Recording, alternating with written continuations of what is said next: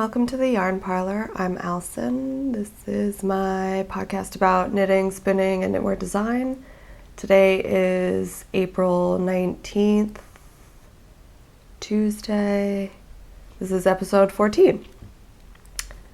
You can find me on Instagram and Ravelry as A11one.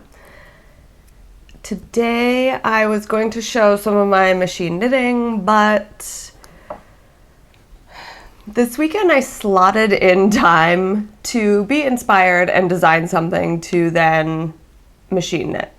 And that time frame that I gave myself, I just couldn't get into the flow. I was so indecisive. I didn't even know what I wanted to make. I had my swatches, had a couple books to flip through, and I just couldn't get anything down on paper. So I decided to take the last week in April and just work on machine knitting stuff, designing, sketching, and then knitting to allow myself to be able to make something that I really wanted, that I will wear.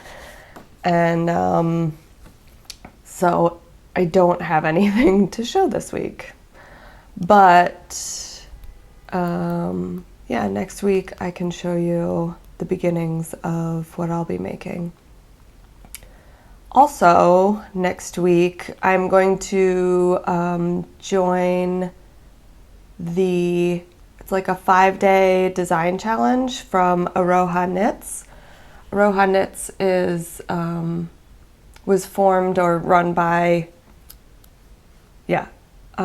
Frenchie. She created recently a 5-day shawl challenge. You might have seen it on Instagram, possibly.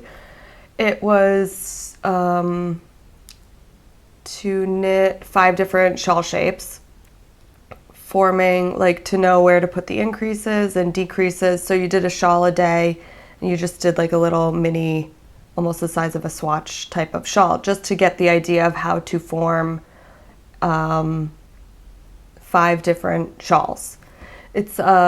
She's doing this for designers, and she is starting an online course, and it's a paid-for course, but there are these couple of challenges that she's produced to lead up into the opening. May 2nd is when she is launching her online course. And so this challenge is free if you want to go and sign up. I'm going to put her information in the show notes. But I think that this challenge will be a little bit, it's a basic challenge on how to write, design and write a pattern. Obviously you can't get all of that information in 5 days, but she wants to just kind of let you know how the basics of doing this and where to find inspiration, or how to find your inspiration and sketch and design, and it might not be a perfect pattern at the end of those 5 days, but it's to get you started, to get you introduced into designing your own patterns. So yeah, so I'm going to put her link in the show notes, which you can find in our Ravelry group. If you're interested in joining her challenge, it starts April 25th. And also, if you're interested in learning how to design and write patterns, she has her course on May 2nd, opening May 2nd, which is also something that I'm interested in.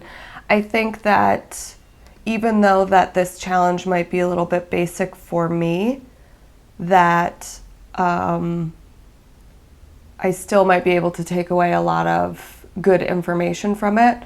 Maybe become more efficient in my pattern writing and making and whatnot. I feel like you can always learn from somebody who's done it before you. Or at least take something away from it, And moving on to whips, I guess, now. I will start with my socks, my April socks. This is being held in my little Skein and the Big Wool project bag. I thought it was really cute. It's Yarn Bomb yarn bombing bag.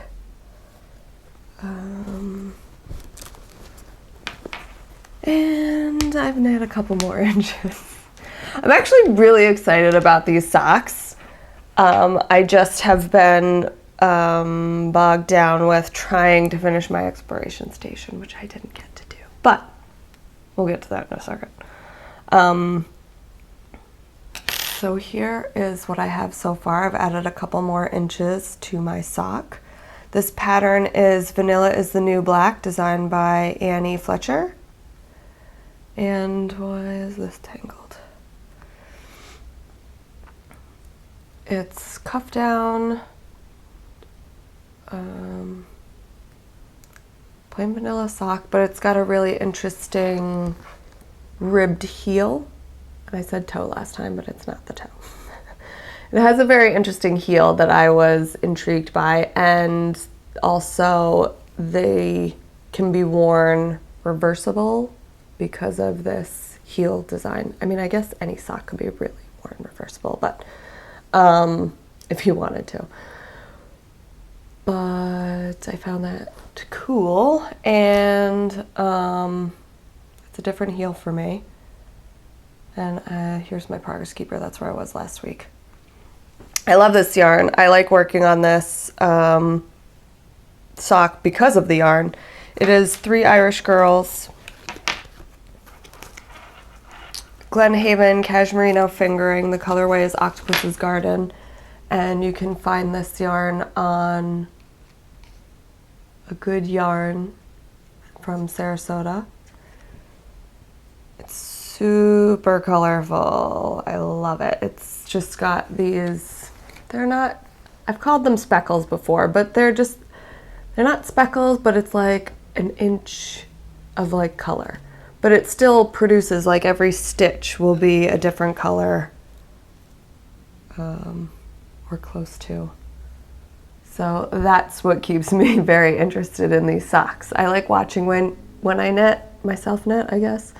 And so seeing every stitch as a different color just makes me keep going. It's very relaxing and meditative to just watch the colors wash over my needles.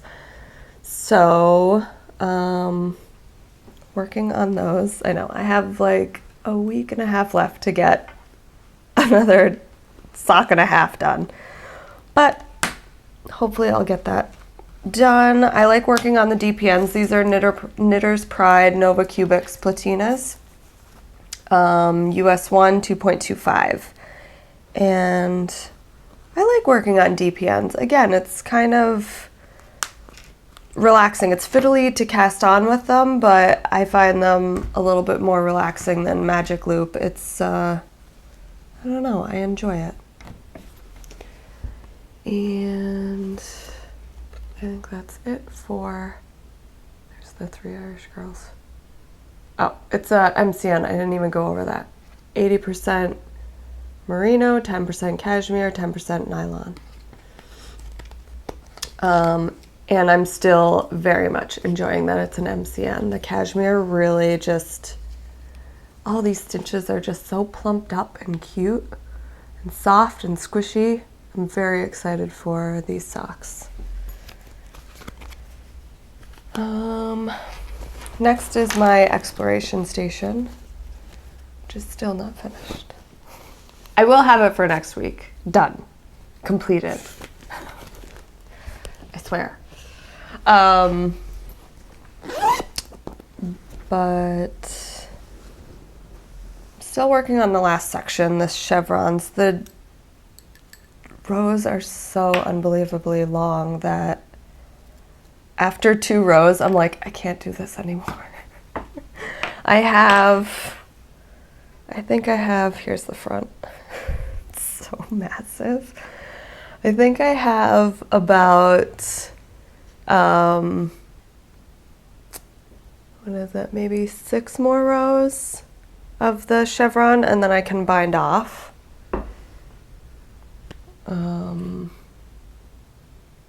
But they're just so long. I do a little every night, but I can't just sit there. I tried on Saturday to just sit and bang out like 8 rows, and I couldn't. I made it to like 3 or 4 rows, and I had to take a break from it because I don't know, it's not necessarily mindless knitting. So I think that's what was frustrating me, but it's not also like I need everything quiet and a lace pattern and I need to focus on every single stitch. It's that in between, which I think is really bothering me. Because you have to, it's a very simple pattern, this chevron last section, but you still have to remain focused to get your eyelets to line up, to get your decreases to line up. So I waver in and out of being focused and not focused, and I'll realize that like I did an increase wrong somewhere, or I don't know. I just couldn't get into the groove of this pattern. But it's, like I said, I've only got like 6 more rows on it, and then I'm done. Weave in the ends and do like a 4-hour I-cord bind off. Last episode, I was going to show my brioche mistake, and I forgot, so I put it in bold on my show notes to remind myself to show you. So it's right here, these floats in the bright green. There's the third one. I wrapped it incorrectly from the front to the back row, and it's not supposed to be there. I know it had to do with my wrapping, but I'm not sure what I actually did to just fix it. I will have to pay more attention. I only did that on one side. As you can see on this side, there's no... Is that showing up? That is not my brioche section. There's no green floats on this side, and all of my increases are done properly. So I don't know what I did there. I clearly wasn't paying attention and just kept going and only noticed it after the whole section, and it's obviously not that big of a deal to me. But just something I'll have to pay attention to the next time I try brioche. And that's it with this.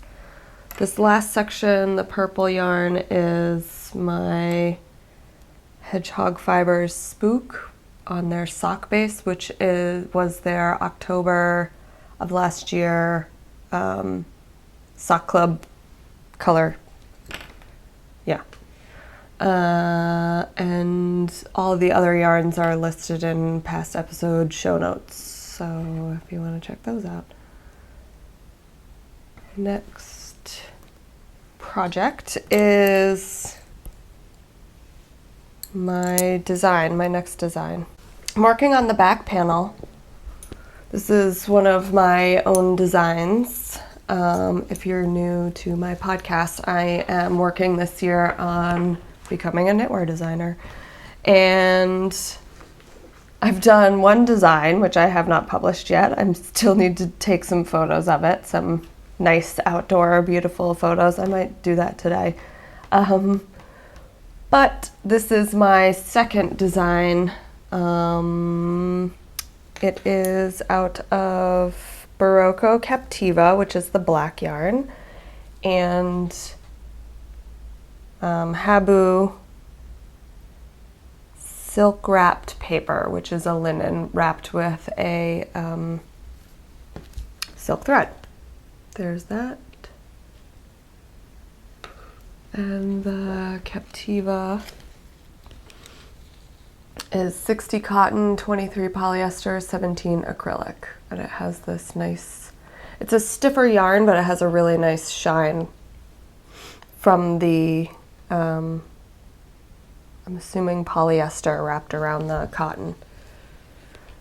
So I've got my front panel. This is a shifted seams design, so the side seams are shifted to the front and the back.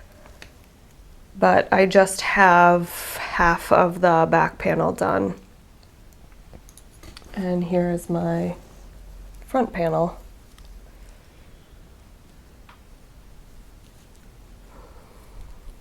And so I hope to have this done this week. Maybe I'll link it this weekend, and then I can show you next episode what it's going to look like put together before I finish writing my pattern. Oh man.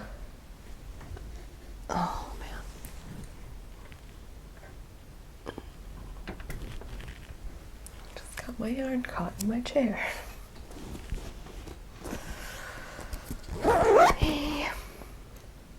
The last whip that I worked on this week is my Fringed. The Exploration Station is by Stephen West. I'm sure all of you know that. But if you don't, and this next one, Fringed, is also by Stephen West. I'm using size 8, US 8 needles, 5mm. Here's what I have. It is this is where I was last week. It is a DK weight shawl from Stephen West, but I'm using a worsted yarn for my first yarn. This is Hedgehog Fibers Genie. Hedgehog Fibers Merino Singles in the Genie colorway. Because I don't feel like explaining things today, apparently. Just throw random words at you and hope you figure it out. It is 100% superwash merino.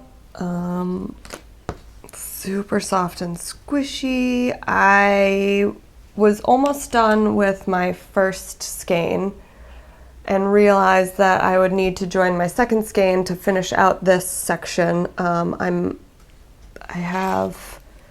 It's this part, this one, and then I have one more of like 16 rows, and then I go into the next color. And I realized I was going to need to use the second skein of Genie to finish this section. And then I was like, maybe I should have striped it, because they are indie dyed and they look a little bit different. This one I think is pinkier and this one's a little bit greener. I don't think it's really gonna matter because it's just a bunch of splashes of color on like a white or cream base. So I'm going to alternate skeins for the last section. And I don't think it'll really be noticeable or a problem. So the next color I was going to use was going to be this green. But I think I'm going to use something different. It's like a spruce. Oh, that's really pretty. It's like a sprucey green color. And it's beautiful. But I want to keep this shawl a little bit lighter colored, and I noticed in my exploration station with the colors all knit up and spread out that it got quite dark. I don't know, when you look at everything just in skein form, you're just like, oh yeah, those colors look really great together. But then when you start knitting this really wide shawl and you see how the colors are actually like sweeping across the whole thing, and you see which colors are really like a major part of your shawl, it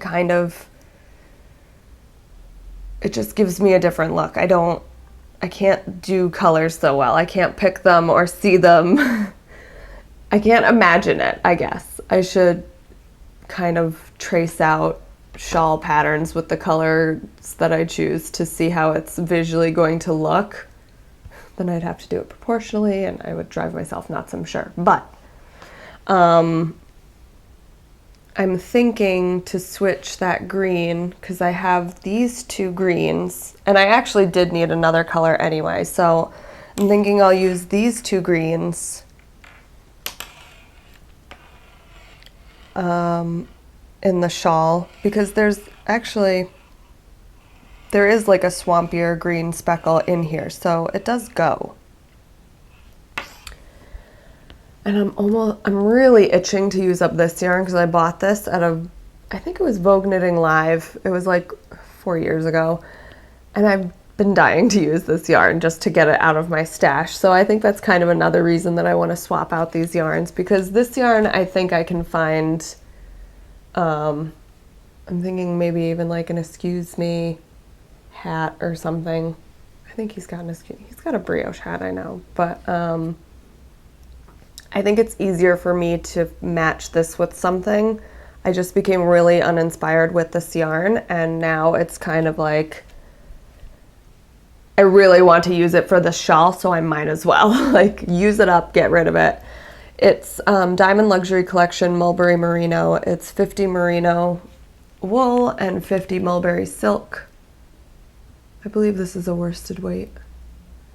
And I have the two different colors that really are, they're beautiful and they're soft to touch, and I think they'll be great with this. And then my fourth color was going to be the neon peach, which I find hysterical because in my Doodler I was using the Genie colorway and I wanted to use neon peach, and I started knitting it and I hated it, so I didn't use it. And now I've got this Genie Merino singles, and I think that the neon peach will look great again. I think it'll turn out really cool with these. And then it's got like fringe along the whole bottom of the shawl with all the leftovers. So this thing is flying because it's such big yarn and I love it. And it's mindless garter with like increased rows. So I'm really enjoying this knit, and I think with changing my green colors, I'm gonna be super excited to get into the colors. So that is my last whip that I've worked on this week. But I wanted to, oh, and I'm keeping this in my Fat Squirrel Speaks. I think this is her large, but it's her library cards bag that she was selling last year, end of last year. Speaking of my Doodler, this thing is haunting me. So I've knit almost the whole Doodler, except for the last section, which isn't really almost the whole Doodler. It's like half of it, because that last section has really long rows as well. But in my first couple episodes, you'll see me torturing myself with trying to find another color to go with this, because everything that I used, I just didn't like. It just didn't work. So here is my Doodler. This is Hedgehog Fibers in the Genie colorway and some random blue. Now, I want to finish it. I want to work on it. I've seen other people work on theirs. Kristen from Yarngasm podcast, she's knit one and they all look great, and I just want to finish it. So I made a swatch with this green, and I just visually needed to see it next to each other, knit up in the fashion that it was going to be done. And I like it. So I think I'm going to, once my exploration station is done, next month I will put the Doodler back on the needles and work on finishing it with this green. This is Stimpy Lab in the Jadeite colorway. It's on her strong sock base, which is 80 superwash merino and 20 nylon. I think Jadeite was limited edition colorway from last year. I don't think it's still on her site, but it's green and it's got these pops of the like neon yellow, limey green, and then the darker greens too. And I think I'll be happy with it.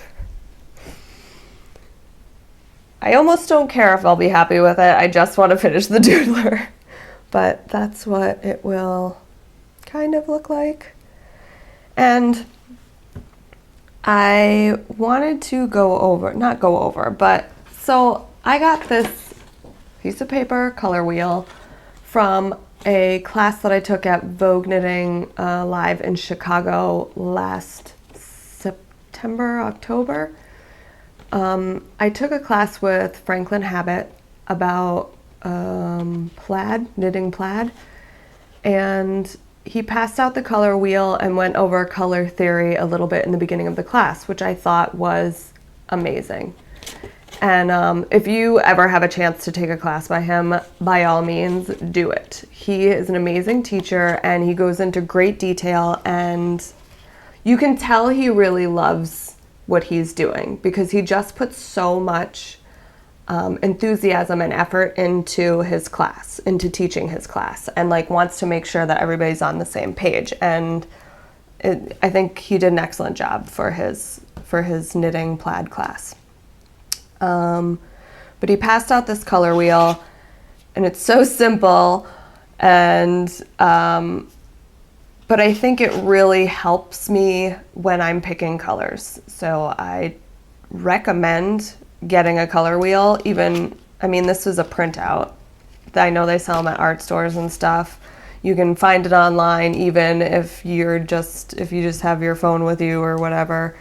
Or I'm sure quicker, you can just look at a color wheel online. You don't have to print out a piece of paper with the color wheel on it.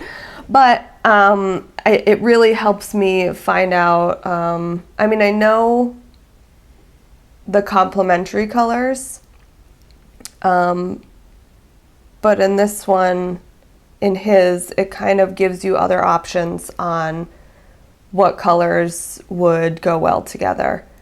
And I really think it helps me with picking colors and knowing visually what will, because it's kind of like a golden rule with color picking. There are certain ways that you can pick colors and they'll just work. So, yeah, I find them really helpful. I think that everybody should have a color wheel, or, you know what? Not everybody needs a color wheel, but I needed help and it might help you. And it might visually help you when you're picking colors for 3-color shawls. If you have trouble with that kind of thing, there are people out there who don't need them because they don't have trouble. I do. So the Doodler may be going back on the needles real soon so that I can finish it.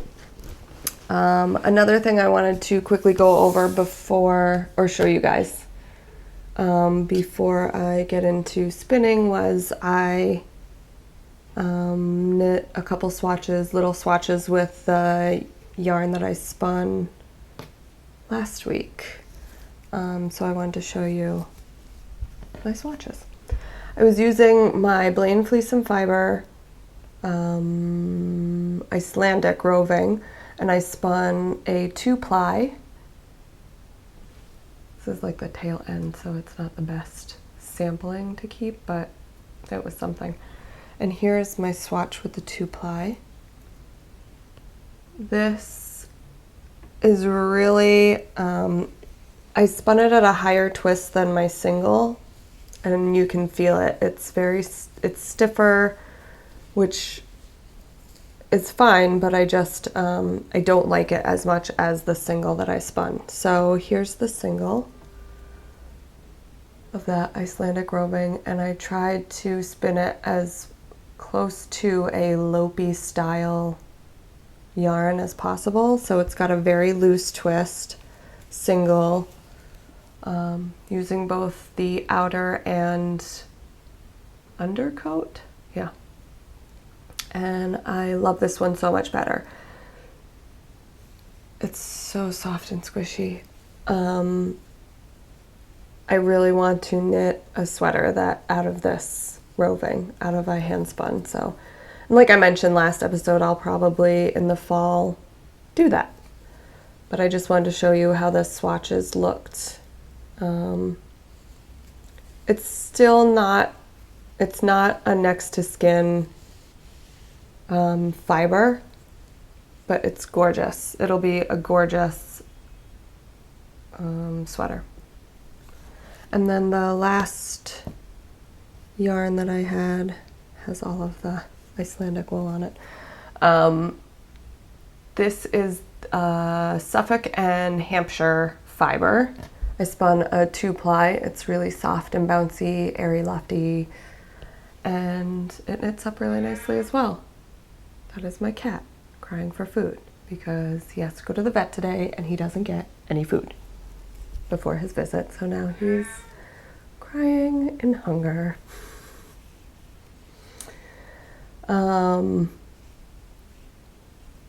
I like this fiber.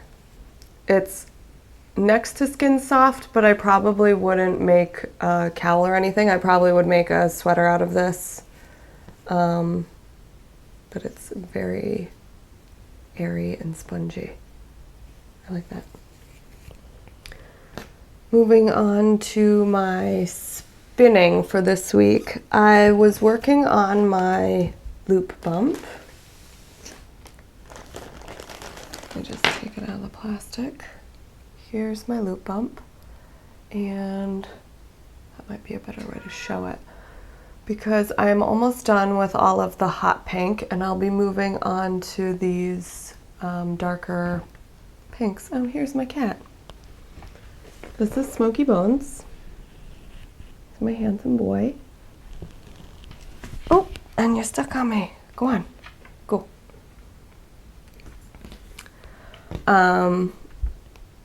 So I am getting into the next color, which I'm very excited about because it's like a milestone with loop bumps to make it to the next color. It took so long. But here's my 2-ply in the hot pink center. I'm spinning this with a higher twist because I want to use these 4 socks, so I want them to be able to take a little wear and tear. I mean, they don't have to be the best socks ever because I don't think that my consistency is phenomenal, but it's like a fingering sport. And this fiber is merino, nylon, Angelina, so there's a little bit of silver sparkle in there. And I'm excited about it. But it's my loop bullseye bump. And I'm really excited to continue working on that and get some hand knit socks on the needles.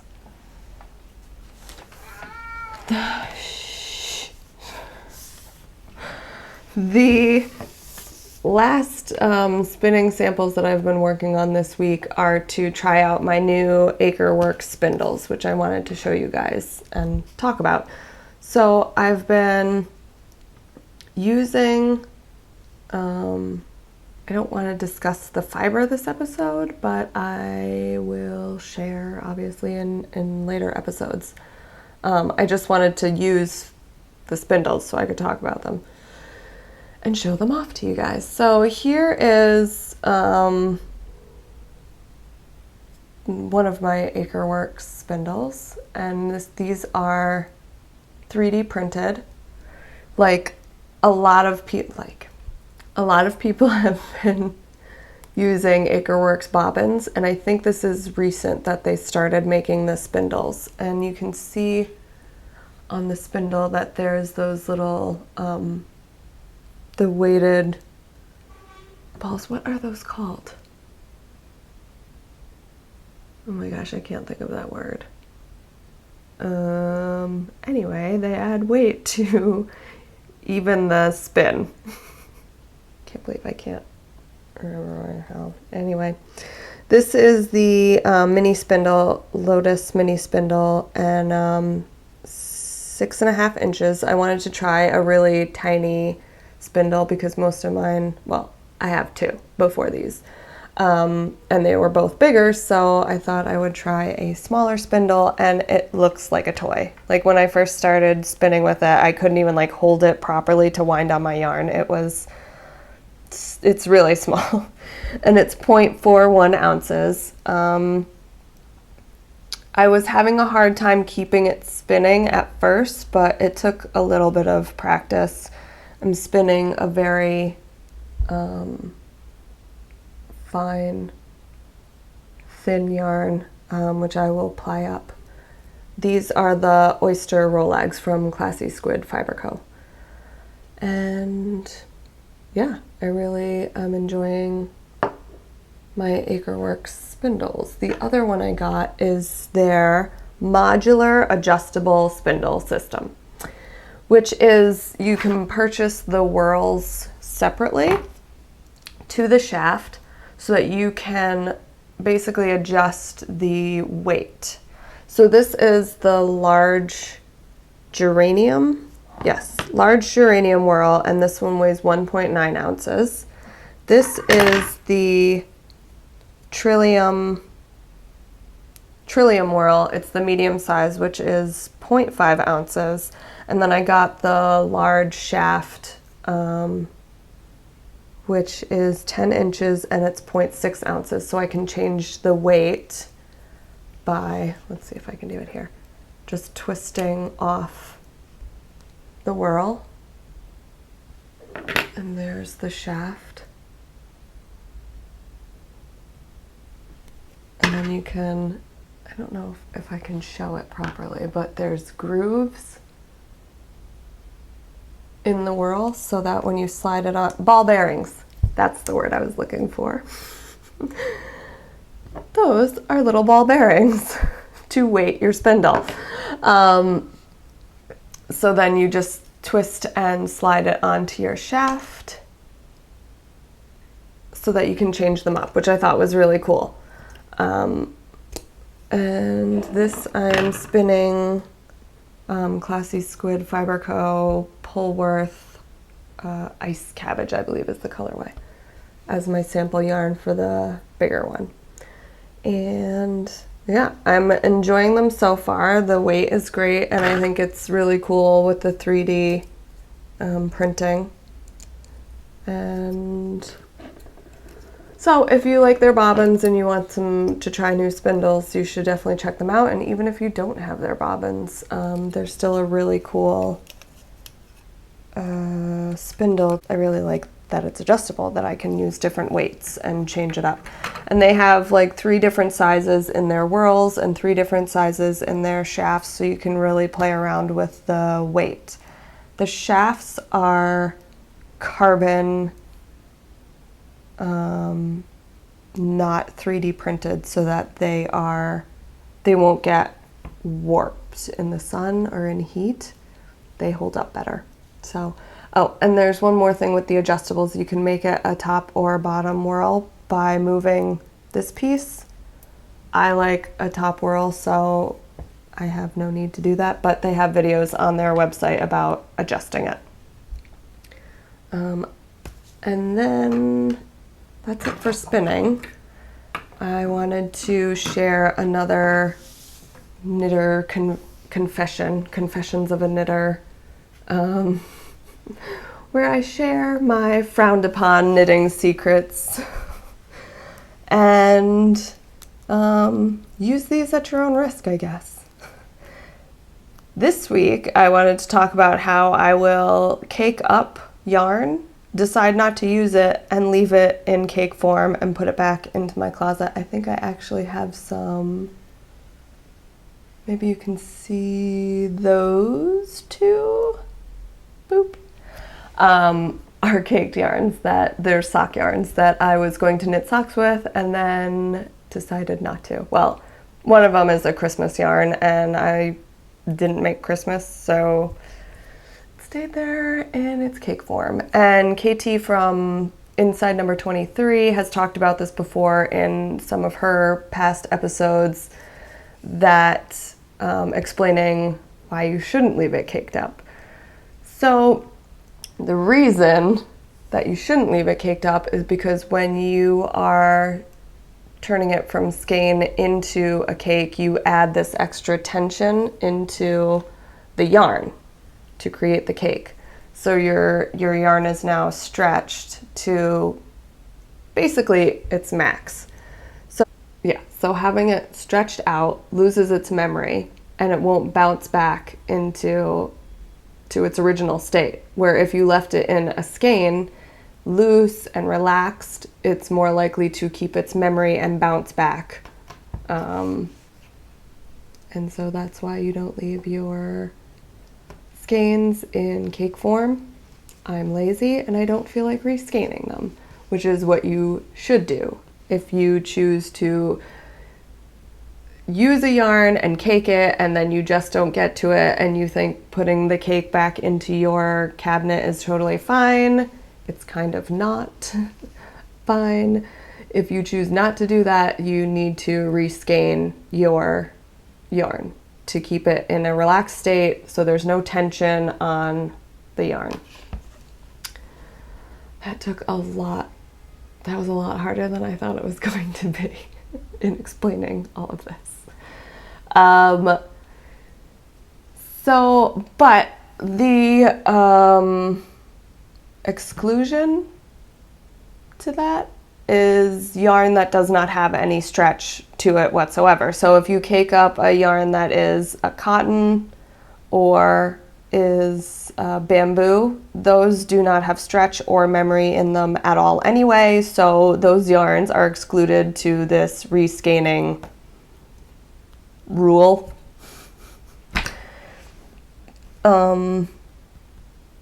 But if it's a wool nylon blend, anything that has that stretch to it, you do want to reskein those because it takes the tension off of your yarn to allow it to keep its memory and its bouncy and,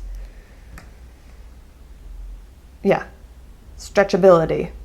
And that's all I have for this week. I will hopefully see you next week. When I talk about my swatch challenge, I will bring up what I've been working on this month, the yarn I've been working on, which is the Barocco Captiva. I will have my finished exploration station, I promise. I'm dying to get it off my needles. It is for the Sticks Plus Twine Cal that's going on for the exploration station, and his end date is May 5th anyway, so I need to get it done. But I really, really want to get it off the needles. So that's next week. I will talk about my ArohaKnits 5-day challenge. It will have started on Monday, so I can share a little bit about what I've been working on. And hopefully the same goes for my machine knitting. I can share what I've been designing, maybe where I've been pulling my inspiration from. And I think that's it. Oh, I'm also planning a shop update next Friday, and maybe I'll show you guys a couple of the bags I've been working on. That's it. So thank you for joining me, and I'll hopefully see you next week.